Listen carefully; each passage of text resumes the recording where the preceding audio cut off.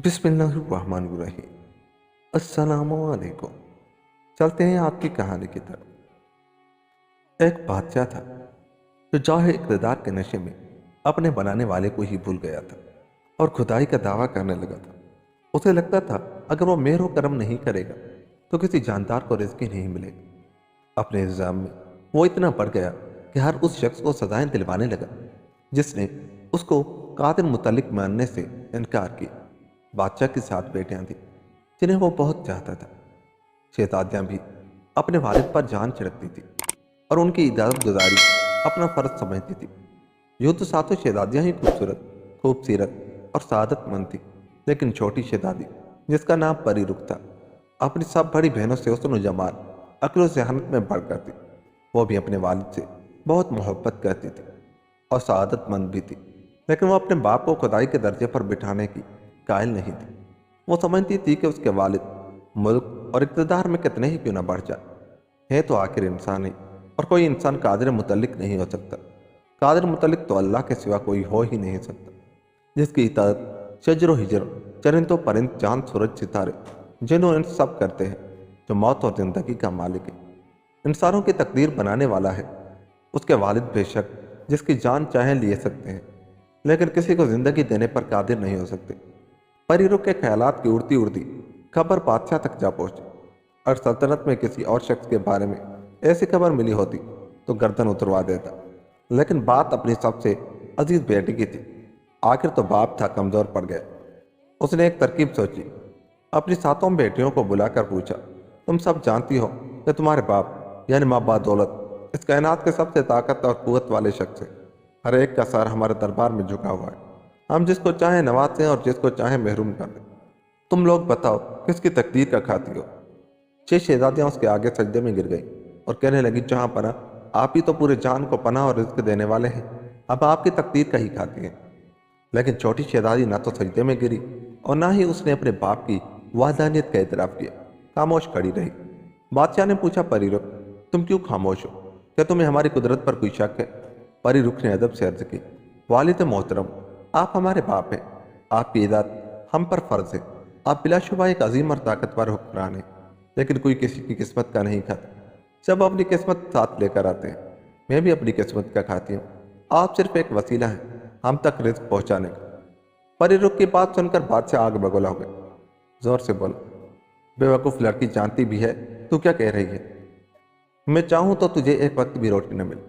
शहजादी ने कहा, माफ़ कीजिएगा अब्बाजान, अगर मेरी किस्मत में रिज्क है तो मुझे हर हाल में ज़रूर मिलेगा।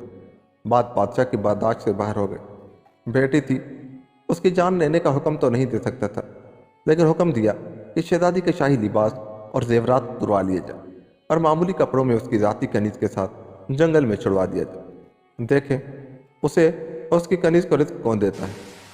2 दिन भूखी प्यासी रहेगी तो अकल ठिकाने आ जाएगी और सजदे करती हुई वापस चली आएगी।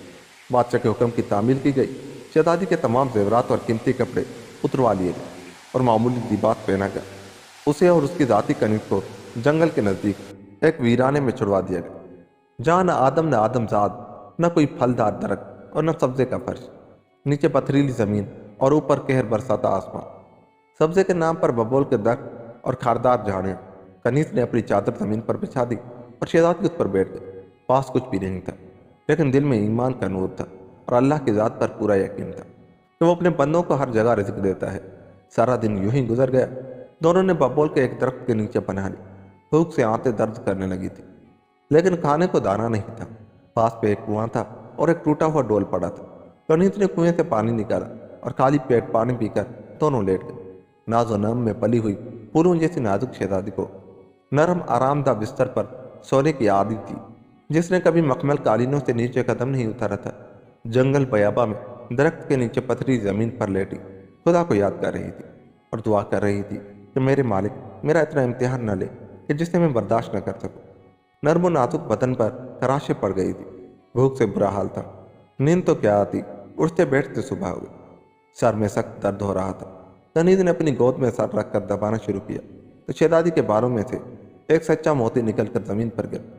शहजादी का जब श्रृंगार किया जाता था तो बाल बाल मोती पिरोए जाते थे।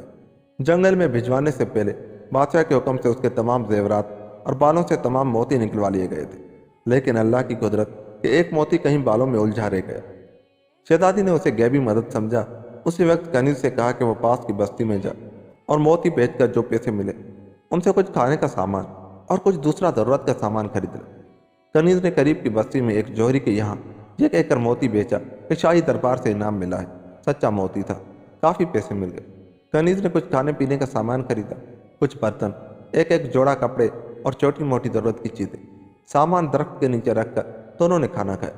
سخت بھوک میں وہ معمولی بازار کا کھانا بھی مرغ مسلم سے کم نہیں تھا۔ کھانا کھا کر کچھ بدن میں جان آئی تو کنیز جنگل سے بانس اور گھاس پھوس چن کر لائی، آس پاس سے پتھر اٹھائے اور مٹی کھود کر دیواریں اٹھائیں، ان پر بانسوں اور کھپریل کی چھت ڈالی۔ موٹی چھوٹی دری جو بازار سے خرید کر لائی تھی اس کا بستر بچھایا اور ایک طرف مٹی کا چولہا بنا کر باورچی خانہ بن گیا۔ شہزادی نے برابر سے کنیز کی مدد کی، چھت میسر آئی اور پیٹ بھرا تو شہزادی نے اللہ کا شکریہ ادا کیا کہ اس پالن نہار نے مجھے میرے نصیب کا رزق دے دی۔ ایک وقت گزرے تو شہزادی کو خیال آیا کہ موتی سے حاصل ہونے والے پیسے تیزی سے ختم ہو رہے تھے۔ پیسے ختم ہو گئے تو پھر کیا ہوگا؟ اب کوئی اور موتی ملنے والا نہیں ہے، کسی کے گھر جا کر کام کرنے کا سوال نہیں تھا۔ شہزادی کو کشیدہ کاری کا بہت شوق تھا، محل میں اس نے شوقیہ سیکھی تھی اور اس فن میں مہارت حاصل کر لی تھی۔ شہزادی کے کہنے پر کنیز کچھ کپڑا، ریشم اور سوئی دھاگے لے کر آئی۔ شہزادی نے کمال صفائی سے اس پر کام بنایا اور کنیز نے لے جا کر ایک کپڑے والے کے ہاتھ بھیج دیا۔ کپڑے والے کو کام پسند آیا، اس نے کچھ اور کپڑے کشیدہ کاری کے لیے دیے۔ شہزادی دن بھر کشیدہ کاری میں مصروف رہتی اور کنیز کھانا پکانے، جنگل سے لکڑیاں لانے، کنویں سے پانی نکالنے کے کام انجام دیتی۔ شہزادی کے ہاتھ سے بنے کام کو اتنا پسند کیا گیا کہ دکاندار کی آمدنی دگنی ہو گئی۔ اب وہ مستقل طور پر شہزادی سے کام کروانے لگا اور پیسے بھی دینے لگا۔ شہزادی اور کنیز کا گزارا خوشحالی سے ہونے لگا۔ شہزادی نے کچھ پیسہ اکٹھا کر کے وہیں 2 کمروں کا پکا مکان بنوا لیا۔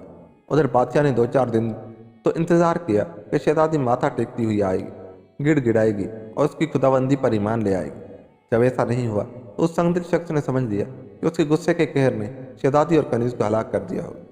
شروع میں تو شہزادی کی صحت پر برا اثر پڑا، اتنی محنت اور مشقت کی وہ کہاں آتی تھی، لیکن دھیرے دھیرے اس نے اس نئے ماحول میں اپنے آپ کو ڈھال لیا۔ حالات بھی بہتر ہو گئے۔ جنگل کی تازہ ہوا اور کھلی فضا میں رہ کر پری رخ کا حسن اور بھی نکھر آیا۔ ایک دن صبح ناشتے سے فارغ ہو کر پری رخ اپنے آنگن میں بیٹھی کشیدہ کاری کر رہی تھی اور کنیز جنگل سے جلانے کی لکڑی اکٹھا کرنے گئی ہوئی تھی کہ گھوڑے کی ٹاپوں کی آواز سنائی دی۔ شہزادی چونک کر کھڑی ہو گئی۔ ذرا سی دیر میں ایک گھوڑا قریب آتا ہوا نظر آیا جس پر ایک نوجوان بے ہوش حالت میں پڑا ہوا تھا۔ گھوڑا پری رخ کے سامنے آ کر رک گیا۔ پری رخ نے قریب جا کر دیکھا، وہ بے ہوش نوجوان اپنے لباس اور حسن و وجاہت سے کہیں کا شہزادہ لگتا تھا، لیکن یہ کیا، اس کے سارے جسم پر سرے سے پاؤں تک ہزاروں باریک باریک سوئیاں چبھی ہوئی تھی۔ وہ زندہ تھا، سانس لے رہا تھا، لیکن ہوش میں نہیں تھا۔ شہزادی پری رخ کشمکش میں کھڑی تھی کہ اتنے میں کنیز واپس آ گئی۔ انہوں نے طے کیا کہ انہیں بے ہوش شہزادے کی مدد کرنی چاہیے۔ دونوں نے مل کر اسے گھوڑے سے اتارا اور اندر کمرے میں لے جا کر بستر پر لٹا دیا۔ کنیز بکری کا دودھ نکال کر لائی اور پری رخ نے اس کے حلق میں بوند بوند کر کے دودھ ٹپکایا جو شہزادے نے اسی حالت میں پی لیا۔ شہزادے کی صورت دیکھتے ہی پری رخ کے دل میں اس کے لیے محبت جاگ گئی۔ اس نے طے کر لیا کہ وہ شہزادے کے جسم سے ساری سوئیاں نکال کر اسے واپس نئی زندگی دینے کی کوشش کرے گی۔ اس دن سے پری رخ نے اپنی زندگی شہزادی کی صحت کے لیے وقف کر دی۔ ان کے پاس اتنے پیسے جمع ہو گئے تھے کہ وہ مہینہ بغیر کام کیے گزارا کر سکتی تھی۔ وہ صبح سے شام تک بیٹھی بیٹھی شہزادے کے جسم سے سوئیاں چنتی رہتی۔ تعداد سوئیاں تھیں جنہیں چنتے چنتے پری رخ کی انگلیاں لہو لہان ہو گئی۔ 1 ماہ تک پری رخ شہزادے کی جان سے خدمت کرتی رہی۔ اس کے جسم پر سوئیوں نے جو زخم ڈال دیے تھے ان پر مرہم لگانا، سوئیاں نکالنا، دودھ پلانا، اس کی صفائی ستھرائی کا خیال رکھنا۔ اس 1 ماہ میں وہ خود اپنے آپ سے کہ نہانے اور لباس تبدیل کرنے کا بھی ہوش نہیں رہا۔ کنیز جو بھی پکا کر رکھ دیتی کھا لیتی اور شہزادے کی خدمت میں مصروف ہو جاتی۔ اس کی محنت رنگ لائی۔ شہزادہ تیزی سے صحت مند ہونے لگا۔ اس کے سارے جسم کی سوئیاں نکل چکی تھیں، لیکن ابھی وہ بے ہوش تھا کیونکہ ابھی آنکھوں کے پپوٹوں پر چبھی ہوئی سوئیاں باقی تھیں۔ ان کے نکالنے کے لیے بڑی مہارت کی ضرورت تھی۔ پری رخ کی نظر آئینے پر پڑی تو اس نے دیکھا کہ اس 1 ماہ وہ خود اپنے آپ سے اتنی بے خبر رہی تھی کہ خود اپنے کو نہیں پہچان پائی۔ کملایا ہوا چہرہ، الجھے اور بکھرے بال، میلے کپڑے۔ پری رخ نے سوچا، پلکوں کی سوئیاں نکلنے کے بعد جب شہزادے کو ہوش آئے گا اور مجھے اس حال میں دیکھے گا تو کیا سوچے گا۔ وہ چاہتی تھی کہ شہزادہ صرف اس کا احسان مند ہی نہ ہو بلکہ اسے پسند بھی کرے۔ یہی سوچ کر وہ اٹھی اور غسل کرنے چل گئی۔ کنیز کو ہدایت کر گئی کہ وہ شہزادے کا خیال رکھے۔ اب وہ جو کنیز تھی وہ تھی تو پری رخ کی بچپن کی ساتھی، ہمیشہ اس کے ساتھ رہی تھی اور ہر حال میں اس کا ساتھ دیا تھا، لیکن آخر کو عورت تھی۔ شہزادے کو حاصل کر کے شاہی زندگی گزارنے کے لالچ نے ساری وفاداری پر پانی پھیر دی۔ ادھر پری رخ غسل کرنے گئی اور ادھر اس نے نہایت ہوشیاری سے شہزادے کی پلکوں کی سوئیاں نکال دی۔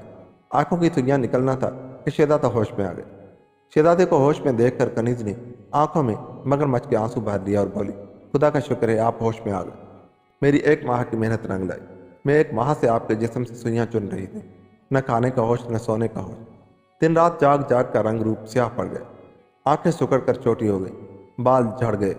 شہزادے نے معمولیت کے احساس سے زیر پار ہو کر کہا، تم جو کوئی بھی ہو، جیسی بھی ہو، میری نجات دندہ اور مسیحا، تم نے مجھے اپنا بے دام غلام بنا لیا ہے۔ میں ایک بہت بڑی مملکت کا ولی ہے۔ تم جس دن میرے والد بادشاہ سلامت میرے تخت نشینی کی رسم انجام دینا چاہتے تھے، اسی دن صبح میری سوتیلی ماں اور سوتیلے بھائی نے ایک جادوگر کو بے اندازہ مال و دولت کا لالچ دے کر ایک ایسا جادو کروایا کہ میرے سارے جسم میں ٹیسیں سی اٹھنے لگی۔ پھر مجھے کچھ ہوش نہیں رہا۔ تم بتاؤ تمہیں میں کس حال میں اور کہاں میں؟ کنیز بولی، آپ گھوڑے کی پشت پر بے ہوش پڑے تھے، گھوڑا آپ کو یہاں لے آیا۔ شاید ہم دونوں کا ملنا اسی طرح قدرت کو منظور تھا۔ میں نے اور میری نوکرانی نے مل کر آپ کو گھوڑے سے اتارا، تب سے میں نے آپ کی خدمت میں دن رات ایک کر دی۔ شہزادہ جس نے اپنا نام بہرام بتایا تھا بولا، میں ساری عمر بھر تمہاری ناز اٹھاؤں تو بھی تمہارے احسانوں کا بدلہ نہیں چکا سکتا، لیکن یہ تو بتاؤ کہ تم کون ہو اور اس ویرانے میں کیوں رہ رہی ہو؟ کنیز نے آنکھوں میں آنسو بھر کر کہا، میں بھی اپنے ملک کی شہزادی ہوں۔ میرے والد حضور نے کسی بات پر ناراض ہو کر مجھے یہاں ویرانے میں ڈلوا دیا ہے۔ شہزادے نے کہا، تم فکر مت کرو، میں تمہیں اپنے ساتھ اپنی مملکت میں لے جاؤں گا اور تمہیں اپنی رانی بنا کر رکھوں گا۔ ذرا میرے جسم میں طاقت آ جائے تاکہ میں اپنے دشمنوں کو جہنم رسید کر سکوں۔ اس وقت پری رخ نے کمرے میں قدم رکھا۔ اس کے لمبے سیاہ بال اس کی شانوں پر لہرا رہے تھے، چہرہ چاند کی طرح چمک رہا تھا، بغیر کسی سنگھار کے اس کا قدرتی سادہ سا حسن قیامت ڈھا رہا تھا۔ کمرے کا منظر دیکھ کر اس کی ہرنی جیسی آنکھیں دہشت زدہ سی رہ گئی۔ شہزادے کی نظر اس پر پڑی تو ہٹنا بھول گیا۔ کنیز نے یہ منظر دیکھا تو اسے اپنا پلان فیل ہوتا ہوا نظر آیا۔ ڈانٹ ڈپٹ کر بولی، کھڑی کھڑی میرا منہ کیا دیکھ رہی ہے؟ جا اور ہمارے لیے کھانا تیار کر، دیکھتی نہیں کہ میرے دن رات کی محنت رنگ لائی۔ شہزادے کو ہوش آ گئے۔ شہزادے نے چونک کر کنیز کو دیکھا اور احسان مندی کے اظہار کے لیے اس کا ہاتھ اپنی آنکھوں سے لگا لیا۔ پری رخ میں برداشت کی تاب نہیں رہی، وہ بھاگ کر دوسرے کمرے میں گئی اور تکیے میں منہ چھپا کر پھوٹ پھوٹ کر رونے لگی۔ بازی پلٹ چکی تھی۔ کنیز نے اس طرح شہزادے کو اپنے جال میں پھنسایا تھا کہ اس کے احسانوں سے گلے گلے دب گیا تھا۔ ادھر شہزادے نے کنیز سے پوچھا، یہ لڑکی کون ہے؟ کنیز بولی، میری نوکرانی ہے۔ اس کی غریب ماں بچپن میں ہی اسے محل میں فروخت کر گئی تھی، تب سے ہم نے اسے اپنی خاص خادماؤں میں شامل کر لیا تھا اور یہاں بھی ابا حضور نے اس کو ہمارے ساتھ بھیج دیا۔ شہزادے آپ اس کی طرف زیادہ توجہ مت دیجیے گا، یہ چھوٹے لوگ بڑے کمینے ہوتے ہیں، شہزادوں کو اپنے جال میں پھنسانا انہیں خوب آتا ہے۔ شہزادہ مسکرائے، اطمینان رکھو، میری نظر میں تم میری محسنہ ہو اور دنیا کی سب سے خوبصورت عورت ہو۔ کہنے کو تو شہزادے نے کہہ دیا، لیکن پری رخ کی موہنی صورت نظروں میں بس کر رہ گئی تھی۔ ایک عجیب سی بے چینی محسوس کر رہا تھا۔ کنیز کی شاطر آنکھوں نے فوراً شہزادے کی حالت کو تاڑ لی۔ اب پری رخ اسے اپنی کامیابی کی راہ میں سب سے بڑی رکاوٹ محسوس ہونے لگی، ایک ایسا کانٹا جسے جتنی جلدی ہو سکے نکالنا ہی بہتر ہوگا۔ اس کی شیطانی دماغ نے ایک ترکیب سوچی اور اگلے ہی دن اس پر عمل کر ڈالا۔ شہزادہ جب بے ہوش حالت میں آیا تھا تو اس کے گلے میں موتیوں کی مالا اور بازوؤں پر جواہرات جڑے سونے کے جوشن بازو بند تھے۔ پری رخ نے جب اس کی سوئیاں نکالنی شروع کی تھی تو یہ زیورات اتار کر سنبھال کر رکھ دیے تھے۔ اگلے دن جب شہزادہ دوپہر کے کھانے کے بعد سو رہا تھا اور پری رخ کو اس نے جنگل میں لکڑی لانے کے لیے بھیجا ہوا تھا تو کنیز زیورات لے کر بستی میں پہنچی۔ اتنے دن میں وہ بستی کے ایک ایک آدمی کو جان گئی تھی، کیونکہ بازار کا سارا کام تو وہی کرتی تھی۔ پری رخ تو گھر پر ہی رہتی تھی۔ کنیز کو معلوم تھا کہ اس بستی میں بھی ایک بڑا جادوگر رہتا تھا۔ ایک بار کنیز اپنی آزادی اور خوشحالی کے لیے اس سے مدد لینے بھی گئی تھی، لیکن جادوگر نے پیسے اتنے مانگے تھے وہ چپ چاپ واپس آ گئی تھی، مگر اب اس کے پاس بہت مال تھا۔ وہ سیدھے جادوگر کے پاس گئی اور شہزادے کی مالا اور بازو بند اس کے سامنے ڈالتے ہوئے کہا، لے یہ رکھ اور کچھ ایسا جادو کر کہ میری سوچ چڑیا بن جائے۔ میں اسے مروانا نہیں چاہتی کہ یہ گناہ ہے، لیکن اس کا وجود برداشت نہیں کر سکتی۔ جادوگر کی حریص نگاہیں زیورات پر گڑی ہوئی تھیں۔ انہیں جلدی سے سارے زیور سمیٹے اور سرخ سرخ آنکھوں میں مکاری بھر کر بولا، تیرا کام میں ضرور کروں گا، یہ چھوٹی سی کیل لے جا، کسی طرح یہ کیل اپنی سوت کے سر میں ٹھونک دے، بس وہ ہمیشہ کے لیے چڑیا بن جائے گی اور تیرے راستے کا کانٹا نکل جائے گا۔ کنیز جب گھر پر پہنچی تو شہزادی پری رخ جنگل سے لکڑیاں چن کر واپس آ چکی تھی۔ اس کی زخمی انگلیوں سے خون ٹپک رہا تھا جنہیں وہ پانی سے دھو رہی تھی۔ شہزادہ ابھی محو خواب تھا۔ شہزادی کی حالت دیکھ کر کنیز کے دل میں کہیں رحم کا جذبہ ابھرا، لیکن شیطانیت اس قدر سوار تھی کہ اس نے ضمیر کو تھپک کر سلا دیا۔ کمال مکاری سے وہ پری رخ کے پاس آئی اور بولی، شہزادی تمہاری حالت دیکھ کر میرا دل بہت دکھتا ہے، لیکن کیا کروں، دل کے ہاتھوں مجبور ہوں۔ شہزادے کو میں دل و جان سے چاہنے لگی ہوں، اور تم جانتی ہو محبت اور جنگ میں سب کچھ جائز ہوتا ہے۔ شہزادی کچھ نہیں بولی۔ ایک کنیز کے آگے گر گرانا اس کی خودداری اور غیرت سے بعید تھا۔ آنکھوں میں آنسو بھرے خاموش بیٹی اپنے زخموں ہاتھوں کو گھورتی رہی۔ کنیز نہایت مکاری سے اس کے پاس آئی اور جھوٹی ہمدردی جتاتے ہوئے بولی، شہزادی یہ تم نے اپنا کیا حال بنا رکھا ہے؟ بال دیکھو کیسے روکھے اور الجھے ہوئے نظر آ رہے ہیں۔ یقیناً تمہارے سر میں بھی درد ہوگا، لاؤ میں تمہارے سر میں تیل لگا کر سلجھا دوں۔ شہزادی کے سر میں واقعی جنگل کی دھوپ سے سخت درد ہونے لگا تھا۔ اس نے کوئی مزاحمت نہیں کی۔ کنیز نے اس کے سر میں تیل لگایا اور بال سلجھاتے وقت کمال صفائی سے جادوگر کی دی ہوئی کیل اس کے سر میں گاڑ دی۔ شہزادی کے منہ سے ایک سسکاری نکلی اور دوسرے ہی لمحے وہ ایک خوبصورت چڑیا میں تبدیل ہو گئے۔ چڑیا نے کہا، کنیز مجھے اپنے مالک حقیقی پر پورا بھروسہ ہے، وہ مظلوم کی آہ کبھی ضائع نہیں جانے دیتا۔ تیرا تو وہ حشر ہوگا کہ لوگ عبرت کریں گے۔ اتنا کہہ کر چڑیا اڑ گئی۔ کنیز اپنی کامیابی پر شاداں و فرحاں شہزادے کے پاس پہنچی۔ شہزادہ بارہم وقت اسی وقت بیدار ہوا تھا۔ کنیز نے اپنے چہرے پر مصنوعی گھبراہٹ طاری کرتے ہوئے کہا، غضب ہو گیا شہزادہ، میں ضروری کام سے بازار گئی تھی، پیچھے سے میری نوکرانی آپ کے موتیوں کی مالا اور بازو بند چرا کر فرار ہو گئی۔ شہزادہ چونک گیا، نہیں، تمہیں یقیناً غلط فہمی ہوئی ہے، وہ بھولی بھالی معصوم لڑکی گناہ گار نہیں ہو سکتی۔ کنیز تڑپ کر بولی، تو کیا میں جھوٹ بول رہی ہوں؟ آپ بھی اس کی بھولی صورت سے دھوکہ کھا گئے۔ شہزادے یہ کمین لوگ اپنی اوقات دکھائی دیتے ہیں، وہ تو آپ کو بھی لبھانے کے چکر میں تھی۔ جب یہاں دال غلطی نظر نہیں آئی تو اس نے دیورات پر ہاتھ صاف کر دیا۔ مجھ سے زیادہ اسے کون جانے گا، بچپن سے دیکھا ہے اسے۔ چند دن میں شہزادہ پوری طرح صحت مند ہو گیا تو اسے اپنی سلطنت کی فکر ہوئی۔ وہ کنیز کو لے کر اپنی سلطنت میں آیا اور ایک دوست کے گھر قیام کیا۔ سلطنت کا نقشہ ہی بدلا ہوا تھا۔ لوگوں نے شہزادہ بہرام وقت کو مدت تصور کر لیا تھا۔ دلاور نے بادشاہ سلامت کو قید میں ڈال دیا تھا اور خود بادشاہ بن بیٹھا تھا۔ رعایا اس کے ظلم و ستم اور عیاشیوں سے پریشان تھی۔ شہزادے نے اپنے دوست کو سارا قصہ سنایا کہ کس طرح دلاور نے اسے مروانے کی سازش کی تھی اور کیسے شہزادی نے اسے نئی زندگی دی۔ اس کا بال بال اس کے احسان میں بندھا ہوا تھا، جس کا بدلہ اسی طرح دیا جا سکتا تھا کہ اس سے شادی کر کے اسے اپنی ملکہ بنا دے۔ دوست نے کہا، وہ تو سب ٹھیک ہے شہزادے، لیکن یہ لڑکی تو کسی طرح بھی کہیں کی شہزادی نہیں لگتی۔ صورت شکل تو اللہ کی بنائی ہوئی ہے، لیکن میری بیوی کہہ رہی تھی کہ اس کے طور طریقے بھی شاہی خاندان جیسے نہیں ہیں۔ شہزادے نے کہا، اب جو کچھ بھی ہے وہ میری محسنہ ہے، پھر اس بات کو چھوڑ دو۔ اس وقت میرے سامنے سب سے اہم کام یہ ہے کہ کیسے اپنے وفاداروں میں پہنچوں اور رعایا کو یقین دلاؤں کہ میں زندہ ہوں۔ ہمیں فوج سے بھی رابطہ کرنا ہو سکتا ہے کہ جنگ بھی کرنی پڑے۔ مجھے تمہاری مدد کی ضرورت ہے۔ اس وقت تک یہ لڑکی تمہارے گھر میں رہے۔ دوست نے یقین دلایا کہ وہ جان اور مال کے ساتھ ہر طرح اس کا وفادار اور مددگار رہے گا۔ شہزادے نے اپنے کچھ وفادار عہدیداروں سے خفیہ ملاقاتیں کی۔ وہ سب شہزادے کو زندہ دیکھ کر بہت خوش ہوئے اور دل و جان سے شہزادے کی مدد کا وعدہ کیا۔ فوج کا بڑا حصہ بھی شہزادے بہرام وقت کا وفادار نکلا۔ شہزادے کے روز و شب بہت مصروف گزر رہے تھے۔ کبھی وہ کہیں ہوتا، کبھی کہیں، لیکن جہاں بھی ہوتا اور جب آرام کرنے لیٹتا تو ایک خوبصورت سی چڑیا اس کی کھڑکی یا روشن دان میں آ کر بیٹھ جاتی، شہزادے کی طرف دیکھتی رہتی اور اپنی باریک سی میٹھی آواز میں کوئی نغمہ گاتی رہتی۔ شہزادے کے تھکے ہوئے ذہن کو اس چڑیا کی موجودگی اور آواز سے بڑا سکون ملتا اور وہ سو جاتا۔ بعض وقت شہزادے کو حیرت بھی ہوتی۔ تخت و تاج دوبارہ حاصل کرنے کی تگ و دو میں وہ مختلف مقامات پر گھومتا رہتا، صبح کہیں ہوتی تو رات کہیں، اور پھر یہ چڑیا کسی طرح ہر جگہ اس کے پاس پہنچ جایا کرتی تھی۔ ایک دن شہزادے نے غور سے سنا تو اس کی سمجھ میں آیا کہ یہ چڑیا تو انسانوں کے دیوان میں گا رہی تھی۔ اس کا گیت تھا، جو باندھی تھی وہ بیوی بن گئی، بیوی تھی وہ باندھی، جنگل جنگل اڑتی ہے، پیہو پیہو کہتی ہے۔ شہزادہ اس چڑیا کے بارے میں جاننا چاہتا تھا، لیکن اس کے پاس وقت ہی نہیں تھا۔ کئی ماہ کی جد و جہد کے بعد شہزادہ بہرام وقت ایک بڑی فوج تیار کرنے میں کامیاب ہو گئے۔ ادھر دلاور وقت کو بھی سنگن مل چکی تھی کہ بہرام مرا نہیں زندہ ہے اور اس پر حملے کی تیاریاں کر رہا ہے۔ چنانچہ دلاور نے بھی اپنی فوج کی تربیت شروع کر دی۔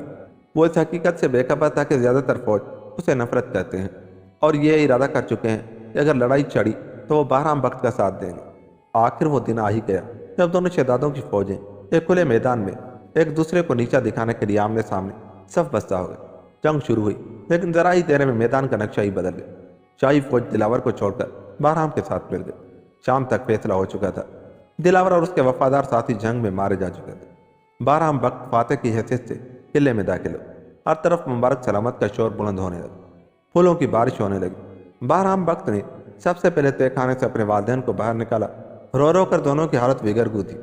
دونوں کو تخت پر بٹھایا، پھر اپنی سوتیلی ماں سے مخاطب ہوا، آپ ہی میری ماں ہیں، آپ نے اور آپ کے بیٹے نے میرے اور میرے والدین کے ساتھ جو کیا اس کا فیصلہ میں اللہ پر چھوڑتا ہوں۔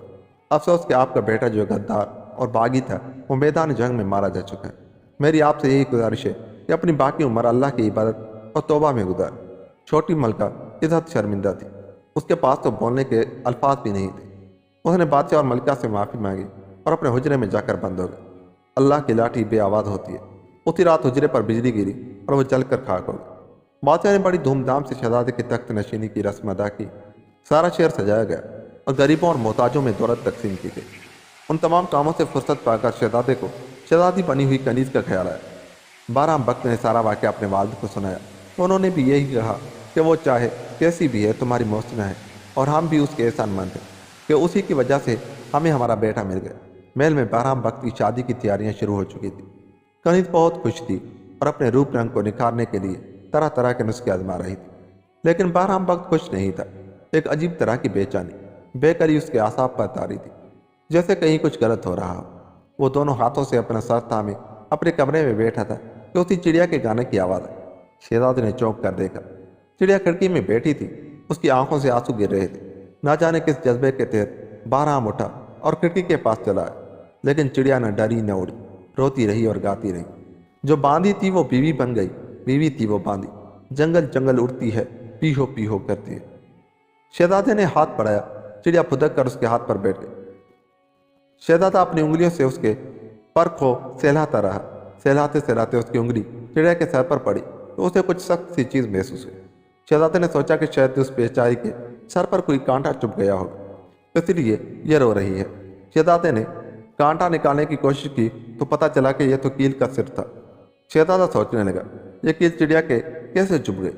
نکالے یا نہ نکالے گا تو بڑی تکلیف ہوگی۔ تبھی چڑیا بولی، نکال ڈالیے شہزادہ۔ حیرت زدہ سا شہزادہ کیل کو نکالنے کی کوشش کرنے لگا۔ جیسے ہی کیل نکلی، سحر کا اثر ختم ہو گیا اور پری رخ اپنی اصلی روپ میں آ گئے۔ شہزادہ حیران رہ گئے، کنیز تم اس حال میں کیسے؟ تم تو میرے زیور لے کر بھاگ گئی تھی۔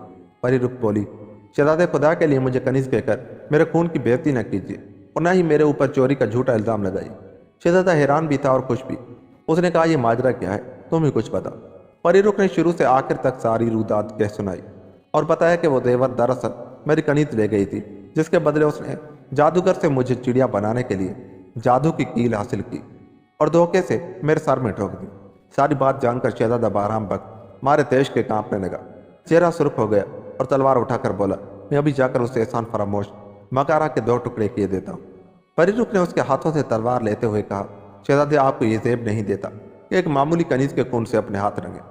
اس کی سب سے بڑی سزا یہ ہوگی کہ کسی فقیر سے اس کی شادی کر دے۔ رانی بننے کے خواب دیکھ رہی تھی، اب بھکارن بن کر تیرے میرے ٹکڑوں پر زندگی گزارے گی۔ شہزادہ پری رخ کی بلند خیالی سے اور بھی زیادہ متاثر ہوا۔ واقعی شہزادی تمہارا دل بہت بڑا ہے کہ اپنی بدترین دشمن کے بھی جان بخشی کا حوصلہ رکھتی ہو۔ شہزادہ پری رخ کو لے کر اپنے والدین کے پاس آئے، انہوں نے شہزادی پری رخ کی ساری ویبتا سنائی۔ بادشاہ اور ملکہ پری رخ کے حسن اخلاق سے عزت متاثر ہوئے۔ شہزادہ بہرام بخت اور شہزادی پری رخ کی شادی بڑی دھوم دھام سے ہوئی اور کنیز کو ایک فقیر سے بیاہ دیا گیا، اس حکم کے ساتھ آئندہ اس کا سایہ بھی محل میں نہ پڑے۔ شادی کے بعد ملکہ پری رخ بادشاہ بہرام بخت کے ساتھ اپنے والد سے ملنے گئی اور ان کو بتایا کہ اب تو آپ کو یقین آ گیا ہوگا کہ ہر شخص صرف اپنی تقدیر کا کھاتا ہے۔ آپ نے تو مجھے جنگل میں پھینکوا دیا تھا اور لوٹ کر کبھی خبر بھی نہیں لی، لیکن میرا اللہ میرے ساتھ تھا اور ساتھ ہے۔ جب کسی کا سہارا نہیں ہوتا تو صرف اللہ کا سہارا ہوتا ہے۔ میرے رب نے مجھے ہمت اور طاقت دی کہ وقتی صعوبتوں کا سامنا بہادری سے کروں، اور آخر میں اسی خدا نے میری قسمت سنوار دی۔ آج میں آپ سے بھی بڑی سلطنت کے بادشاہ کی ملکہ ہوں۔ آپ سے میری یہی عرض ہے کہ ابھی بھی وقت ہے کہ سنبھل جائیے، توبہ کر لیجیے اور اس رب پر ایمان لے آئیے جو سب کا پالنے والا ہے۔ بادشاہ اس عرصے میں معتد بیماریوں کے شکار ہو چکے تھے اور اپنی خدائی دعوے پر شرمندہ تھے۔ ان کی بیماریاں لا علاج تھیں۔ اب ان کی سمجھ میں آ گیا تھا کہ جب وہ اپنے آپ کو صحت نہیں دے سکتے تو خدا کیسے ہو سکتے۔ ان کی بڑی 6 بیٹیوں کی ابھی تک شادیاں نہیں ہوئی تھیں۔ بادشاہ نے رو کر پری رخ سے معافی مانگی اور اس خدائے واحد کے آگے سچے دل سے سجدے میں جھک گئے جو سب کا بنانے اور پالنے والا ہے۔ بہرام اور پری رخ نے اپنی تمام بہنوں کی شادیاں امیروں اور وزیروں کے بیٹوں کے ساتھ کروا دی۔ بادشاہ نے اپنی سلطنت بھی بہرام بخت کو سونپ دی کیونکہ اب وہ باقی زندگی توبہ اور عبادت میں گزارنا چاہتے تھے۔ انت بھلا تو سب بھلا۔ یوں ہی یہ کہانی ختم ہوئی۔ دوستو، اگر آپ کو ہماری یہ کہانی اچھی لگی تو چاہتے ہوئے ہمارے چینل کو سبسکرائب کر لیں۔ ملتے ہیں کسی ایسی ہی کہانی کے ساتھ، تب تک اپنا بہت سا خیال رکھیے۔ اللہ نگہبان۔